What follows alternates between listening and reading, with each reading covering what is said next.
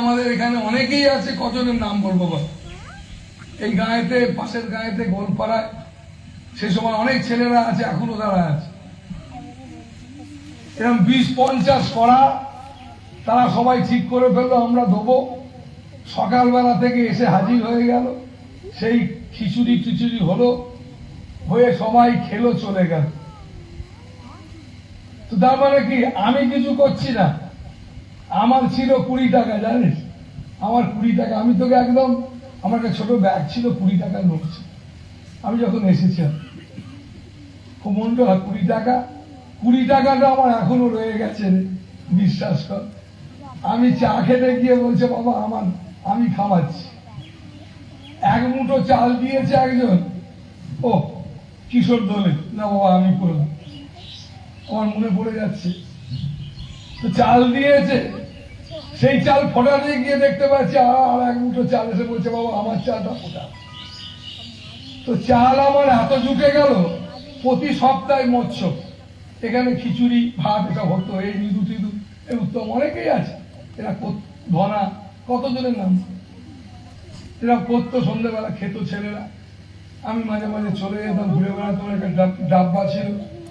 তার মানে কি, আমাকে কার কাছে চাইতে যেতে হতো, বুঝলি। আমি কোনোদিন এই চাওয়া চাবিতে বিশ্বাসী। কেন না, আমি ভীষণ বিশ্বাসী। আমি তো ভিখিরি নই, কেন ভিখিরি হতে যাবো? কে বলে যাবে ভিখিরি? তোমরা ভিখিরি, আমি দেখেছি। সেই কারণে আমাকে 2005 সালে, অনেকদিন চেষ্টা করে করে 2005 সালে ঠিক করলাম, না আমার সেবক সেবিকা যারা আছে তাদের দেখে বললাম, না তোমরা একদম আর ভিক্ষে করবে না, কারো কাছে চাইবে না, একদম চাওয়া বন্ধ করে দাও। চাওয়া চরম অপরাধ। আমি এই আদর্শে বিশ্বাসী না। কারণ মাছের ছবি দেখতে নেই, কেন জানিস? যারা মাছ খায় না, যারা মাছ খেতে চায় না, তারা মাছের ছবিও দেখে না। কেন? যদি খেতে ইচ্ছা, ভালো জিনিস, ভালো জিনিস। যারা যদি মাছ যদি খেতে ইচ্ছা হয়, আমার ভালো জিনিস। কেউ মেয়েদের ছবি দেখে না কেন? যদি আমার মেয়েদের বিয়ে করতে ইচ্ছা, ভালো জিনিস। এখন কি করবে, এখন সেটা ঠিক করতে হবে তাকে। এখন ব্যাপার কেন হচ্ছে কি, যে তখন আমি বললাম না, করা যাবে না। তো বাবা চলবে কি করে? তাহলে তুমি এই যে আমরা এলে, এই যে ফ্যান চলছে, লাইট জ্বলছে, সন্ধ্যাবেলা প্রতিদিন ধূপ ধুনো দেওয়ার জন্য 2-4 জন চাই। আমাদের মন খারাপ হয়ে গেলে 2-4 ঘন্টা থাকি, বসি, চা খাই, নাম কীর্তন করি, মাঝে মাঝে এসে আমার রাত্রি বাস করি। তাহলে হবে কি করে, চলবে কি করে? তুমি কি তাহলে আমাদেরকে বাদ দিচ্ছ? হরিদ্বার ঋষিকেশের দিকে চলে যাবে মনে হচ্ছে। তখন আমি বললাম, দেখ আমি ভাবছি কি করব, মনে হচ্ছে কোনো জায়গায় চলেই যায়। কেন চলে যেতে চাইছো? আমি দেখতে পাচ্ছি যা ব্যাপার, যে আমি তো কারোকে, আমি জীবনে কোনো দেখি, যদি কথা দিই কথা রাখি, জানিস। আমি যদি কথা দিই এই তোর মেয়ের বিয়ে দিয়ে দেবো, আমি নিজে বিক্রি হয়ে গিয়ে আমি কিন্তু কথা দিই। যদি কেউ বলে যে বাবা আপনি বলুন আমার ছেলে বেঁচে যাক, আপনি বললেই বেঁচে যাবে। তুই কোনোদিন আমার মুখ থেকে শব্দটা বার করতে পারবি, কোনোদিন চেষ্টা করতে পারবি। পৃথিবীর শ্রেষ্ঠ ব্যক্তি হলো পারে, কেন আমার নার্ভ অত উইক না। জগতের শ্রেষ্ঠ ব্যক্তি হলে আমার নার্ভ একবারে উইক হয়ে যায়। আমি জগতে সবার সঙ্গে খুব প্রেম সে দেলদেরিয়া ভাবে কথা বলি, বুঝলি। তো সেই কারণে তখন আমি বললাম যে এক কাজ করো। অনেক মানুষ বলল যে বাবা আপনাকে আমাদের অর্থ আপনাকে নিয়ে আমাকে ধন্য করতে হবে। আপনি আমাদের ধন্য করুন, আমরা আপনাকে দিতে চাই। তাহলে চলবে কি করে সব? সত্যি তো এই কুমন্ডলে প্রণামী টোনামি, আমি যদি কাল থেকে বলি আর নেবো না, যদি বলি না নেবো না, তুই গুরুকে তোকে তো দিতেই হবে কিছু না কিছু একটা। ওটা ফুল বেল পাতা হলো দিতে হয়, সাধু মহাত্মা গুরুকে দিতেই হবে একটা কিছু, না হলে পুজোই হবে না তোমার মধ্যে। তার এটা হচ্ছে আমাদের এর পেছনে অনেক অনেক কারণ লুকিয়ে আছে। গুরুকে তুমি প্রণাম করে দর্শন করে তোমার অর্থ নেই তো কি হয়েছে? ফুল বেল পাতাও দিবি, ফুল তুলসী পাতা যাই হোক কিছু একটা দিবি, নাহলে ভয় নাই। তুমি তো কিছুই দিতে পারছো না, এর পেছনে অনেক তত্ত্ব আছে। তো আমি তখন বললাম যে না, দক্ষিণা না, তারা গিয়ে প্রণাম করে দিয়ে দিলাম, আশ্রম চলবে কি করে? বাবা তুমি তাহলে পয়সা করি গুলো দেবে কিনা? দেখ আমি তো এমনি দিয়ে, কিন্তু পামা আশ্রমে গিয়ে পৌঁছবে কিনা, পামা আশ্রমে লাইটের বিল পুরবে কিনা, সেটা আমি বলতে পারবো। এটা আমি কেন, ওই যে বললাম আমি গুরু, আমি মুক্ত পুরুষ, আমি কারো বন্ধনে জড়াই। আমি কোনো দেখবি আমায় কোনো বিয়ে খা কোনো ব্যাপার আমি থাকি না। কারণ জমির বাবা মা মরে গেছে, জমি বগড়া করে দাও বাবা, দুজনই তোমার দীক্ষিত, আমি নাম বাজে কাজ করি না। তো সেই কারণে আমি কাউকে কথা দিই না তোমার সঙ্গে কার কথা বলবো সকাল 8টায়, আর যদি বলি তোমার সঙ্গে বলবো নিশ্চিত, আর যদি না বলি আমি 8টার সময় দেখবে আমি থাকবো না, 8:30টার সময় থাকবো। আর যদি কিন্তু তুমি না থাকো আমি বেরিয়ে চলে যাবো, আর তোমার সঙ্গে দেখা হবে। কেন এই যে বললাম, তো সেই কারণে তখন আমি বললাম এক কাজ করো, তোমরা সবাই বছরে একবার এই আশ্রমকে চলার জন্য, এই আশ্রম যাতে লাইট ফ্যান তোমরা যখন খুশি এসে যেন ডাল ভাত তরকারি খেতে পারো, থাকতে পারো, এই আশ্রমেতে যেন আমার আশ্রমবাসীরা যারা এখানকার আসল, যারা ছাড়া তুমি তোমার কোনো মূল্যই নাই। কেন মূল্য নাই? এখানে ধূপ ধুলো দেবে কে? তোমার থেকে একটুখানি সব ছেড়ে ছুড়ে দিয়ে আসবে কে? তুমি তো আসতে পারছো না, তার মানে একদম চাই যে তোমার থেকে দু ত্যাগী পূরণ হলো, একটুখানি যেন তাকে সম্মান করবে, সেই মানুষগুলো আনন্দ করে যেন থাকতে পারে, এবং আরো যে সমস্ত এইসব আছে যেন চলতে পারে, এই সমস্ত জিনিসগুলো যাতে চলে, তার জন্য আমি তখন 2005-এ আমি বলেছিলাম তোমরা প্রত্যেক বছর মে মাসে, সারা মে মাস জুড়ে তোমরা আমাকে তোমাদের অর্থ সেবা দেবে, এমন ভাবে সেবা দেবে যাতে করে এই আশ্রমটা সারা বছর খুব ভালো করে চলে। এবং গত বছর তোমরা যা সেবা দিয়েছিলে, খুব আনন্দ করে আশ্রমটা চলেছে, বুঝেছ? কিন্তু মাথায় রাখবে এই বছরে একবারই এই আশ্রম বছরে একবারই বিভিন্ন জনের কাছ থেকে চাইতে যাবে, একবার। সে চাওয়াটা কে চাইছে না? আমি চেয়েছি, আমি তোমাকে নির্দেশ করেছি যে তোমার আশ্রম, তুমি এখানে আসো, তুমি এই আশ্রমটা সমস্ত জিনিসটা সবাই মিলে মেনটেন করো।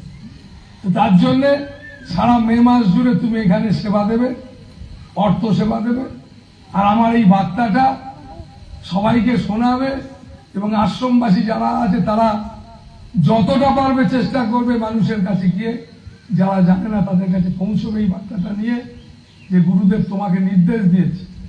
তো সেই কারণে এই জিনিসটা আমার 2005 সাল থেকে চলছে, তোমরা সবাই জানো না, তাই তোমাদের বললাম।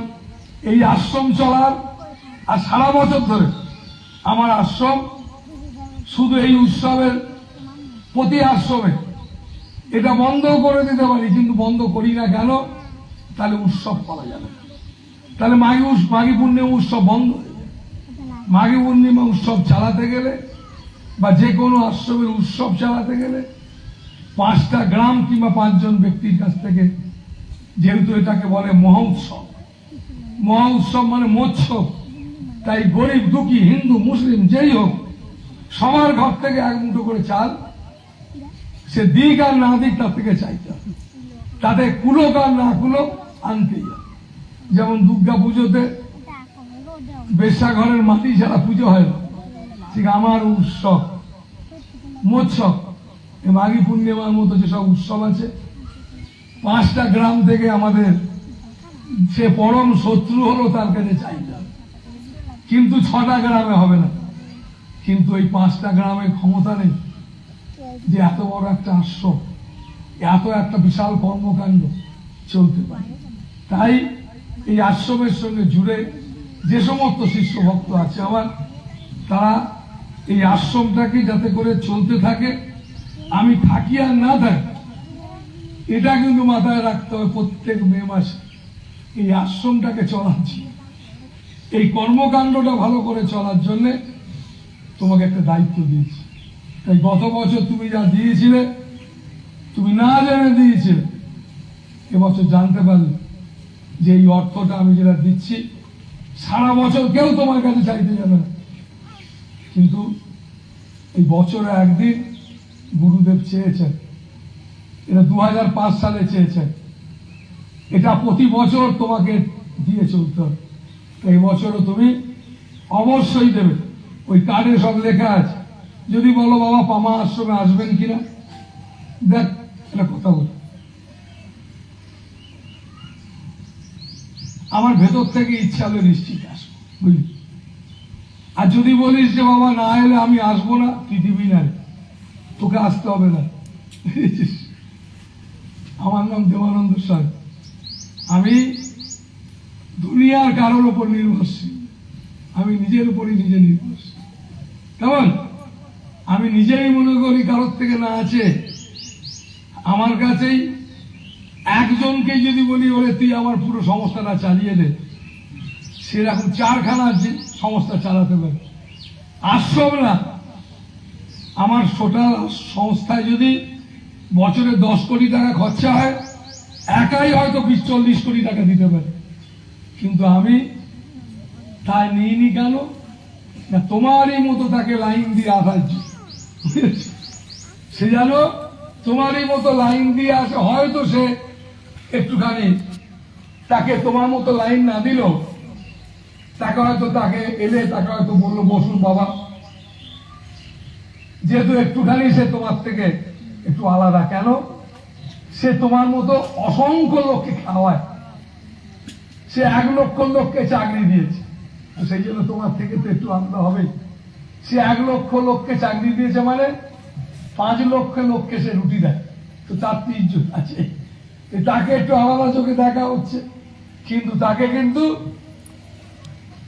সেও জানে আমায় কিন্তু সাধুর মৌজ মতোই আমায় যেতে হবে। সাধুর কাছে যেতে গেলে সাধুর ইচ্ছা মতোই আমায় যেতে হবে, না হলে আমাকে আসতে তিনি মানা করেছেন। কেমন? জগতের শ্রেষ্ঠ ব্যক্তি হোক যেই হোক, কেন মানা করেছে? আমি করিনি। এটাই হচ্ছে সাধুর সাধুত্ব, এটা আমি করি, আমি মালিক নেই। আমি যেহেতু একজন সাধু, এই সাধুর সাধুত্ব হচ্ছে এটাই যে আমার কাছে সবাই সবার। তাই তোমরা নিজেরা নিজেদেরকে ধন্য মনে করবে যে তোমাকে চেয়েছি কেন না, তোমার জন্য আমি তোমার চেয়েছি। তুমি আমায় কি দেবে?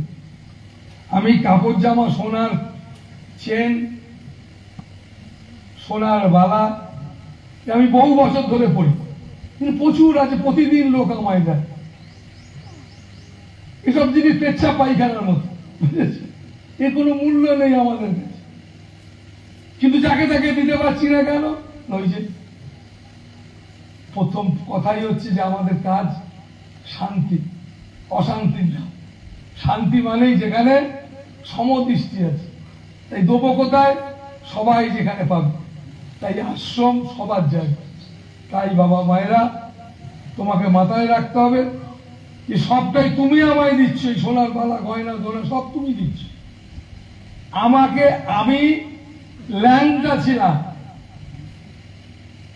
আমার জীবনে আমি মাটিতে এরমভাবে পুঁছে ডাল রুটি মাটিতে মেখে খেত, শখে না, কষ্ট করে না। কেন? কেন থালা বাটি বইতে যাব? আমি যে ফকিরি করি। তো সেই রকম একজন ব্যক্তি, তো বুঝতেই পারছো যে আমার কাছে জগতের চরম থেকে চরম নাম যশ, সারা পৃথিবী জুড়ে নাম করতে গেলে যেটা দরকার সেটা আমার কাছে আছে। কি করতে হবে? আমাকে 50 কোটি টাকা খরচা করতে হবে, সারা পৃথিবী জুড়ে নাম হবে।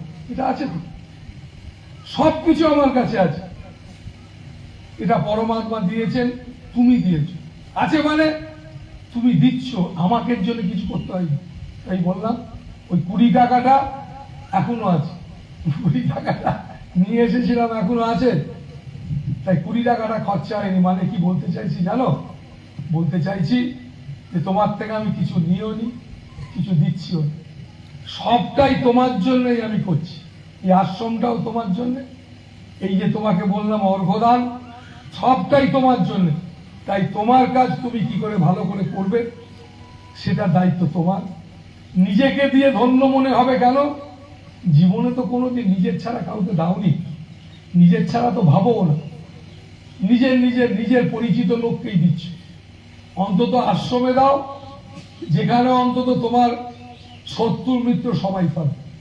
সেটা সত্যি ধর্মের কাজ হবে, সেটা সত্যি তোমার একটা যে তুমি যে আধ্যাত্মিক পথে চলছো সেটা প্রমাণিত হবে। তো যাই হোক বাবা মায়েরা, তোমার এতক্ষণ অল্পদান ব্যাপারে বললাম, কিন্তু এর মেন বিষয়টা আমি বলতে চাইলাম যে তুমি জানো এই সমস্ত গুণই এক একটাই অন্তর্মুখী হওয়ার জন্যই প্রচেষ্টা। তুমি যদি অন্তর্মুখী হতে পারো, আর অন্তর্মুখী হওয়া মানেই আমার মনে হয় তুমি অনেকটাই, এই যে তোমাদের সমস্যা আছে, প্রচুর সমস্যা, এটা ভীষণ সমস্যা, নানান সমস্যা। এই সমস্যাগুলো তাবিজ কবজ বলে যাবে না। তাই বললাম প্রথমে যে গুরু সঙ্গ করতে হবে, কিন্তু তোমাদের গুরু সঙ্গ হচ্ছে না। তোমাদের গুরু সঙ্গটা হচ্ছে না।